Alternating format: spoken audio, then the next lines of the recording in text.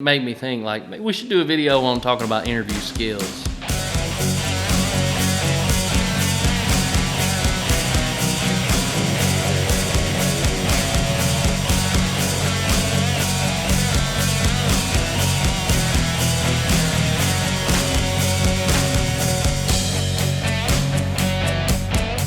Oh, Profit Diggers, it's good to see you. We've got Luke Fielder here with us. He showed up earlier while we were in the middle of filming another video, but we're always glad to have Luke with us.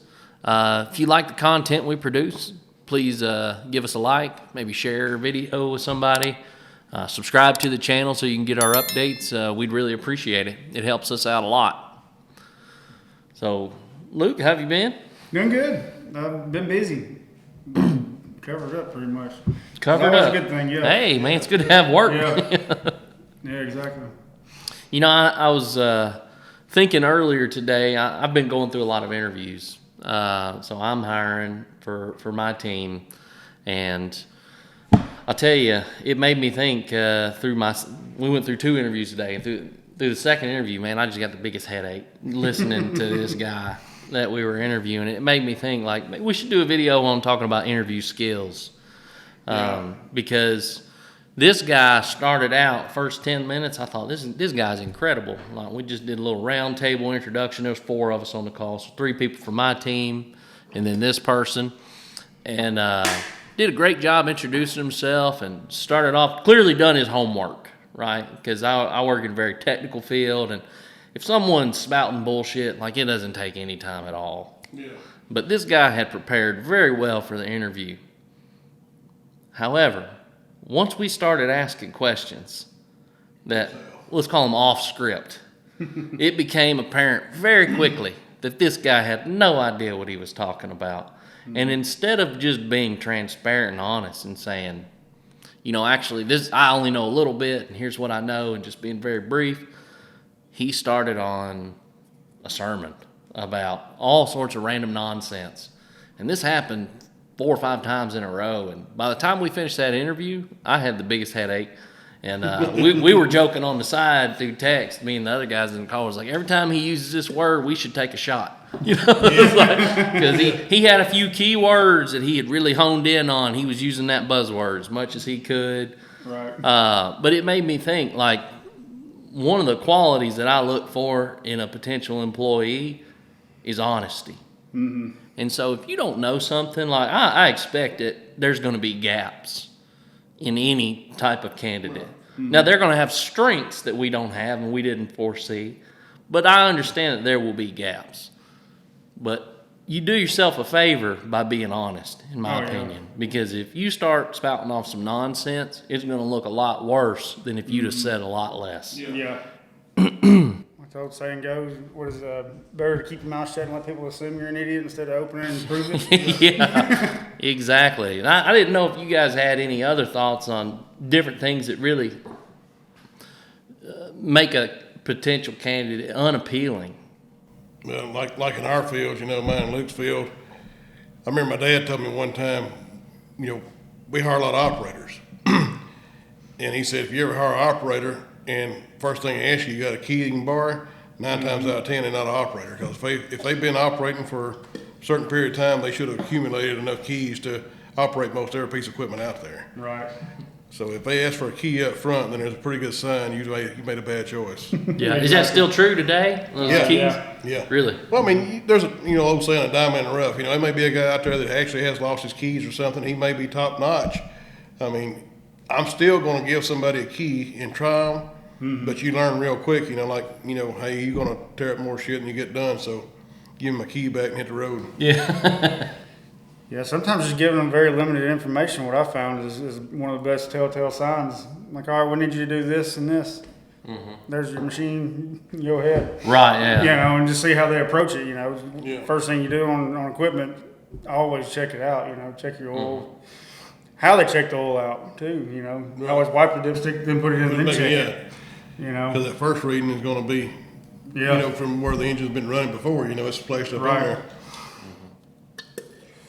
But yeah, there's It's actually something I need to kind of brush up on interviewing people. I've interviewed people before just working for other companies, but there's definitely some things that was lacking on their end too in the interview process that I want to be able to incorporate with us moving forward. Kind of have like a set, like a detailed, or not a fully detailed list, but a set of guidelines of what their job's going to include and what their pay rate will be because of that. One thing too that sticks out to me that, interviewing people like in a management role is when you get a candidate in, you're going to interview, and then all of a sudden, they start taking over the conversation. They want to take charge, take control. 9 times out of 10, they've already prepared to blow smoke. They're going to try to pretty it up as much as they can, and they want to try to hide all the facts by talking so much. At that point, as an employer, you kind of get tired. It's like, well, let's just end this thing, and get over with. Well, I know one thing that I thought of was when this guy was rambling on is I thought, gosh, how's he going to act? Because I'm in the engineering field, right? And so I want to hire people who can really think tactically about a problem and then go solve it. Right. I don't want somebody who's just going to be compulsive and just looking to answer everything. Like for me, a wrong answer is better or worse than no answer. Because you can recover from no answer. Right, exactly. But especially in the engineering field, if you make a decision and it has cascading effects that maybe take a long time to coalesce, to be able to recuperate that, you might have the legal team involved.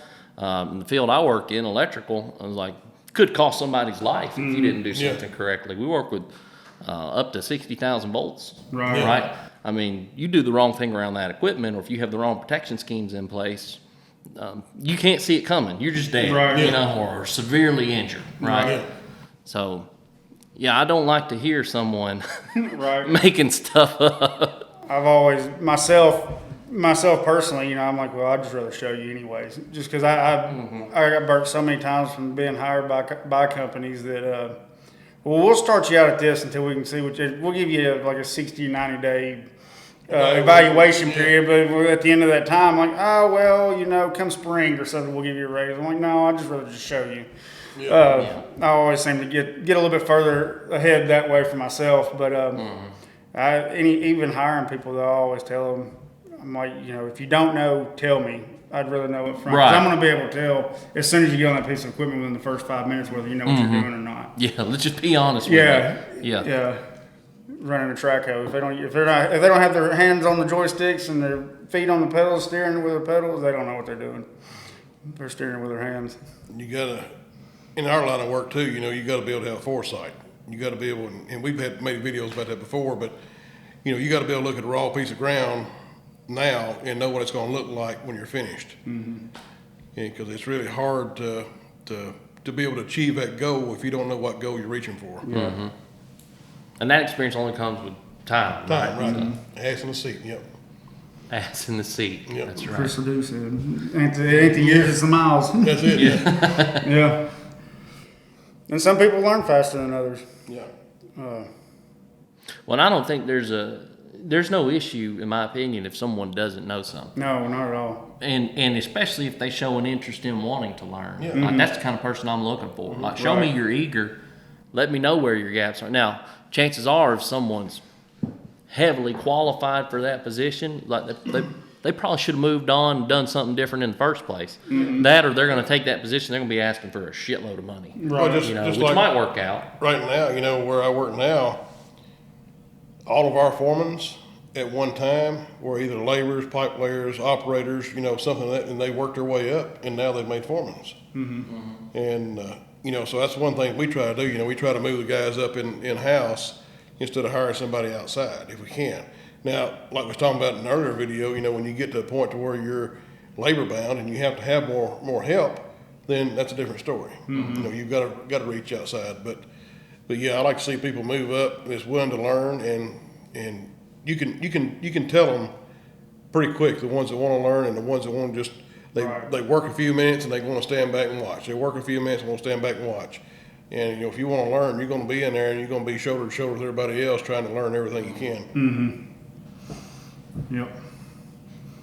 All right. Well, thanks for discussing that topic, guys. Appreciate you guys tuning in. We'll talk to you soon.